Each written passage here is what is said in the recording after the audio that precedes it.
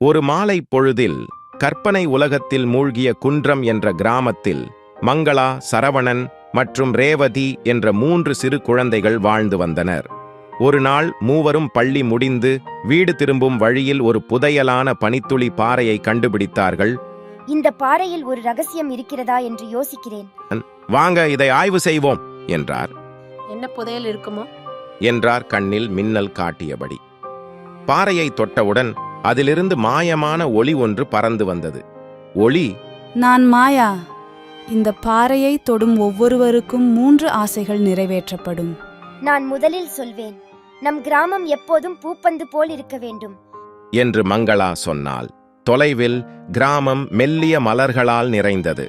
அடுத்து சரவணன், நான் பேசுகிறேன், நாம் இங்கேயே எப்போதும் சந்தோஷமாக இருக்க வேண்டும். ஒரே சமயத்தில் மூவரும் மனதில் சுகமாக உணர்ந்தனர். நான் கடைசியாக சொல்கிறேன், நாம் எப்போதும் ஒன்றிணைந்து இருக்க வேண்டும் என்று ரேவதி முடித்தாள்.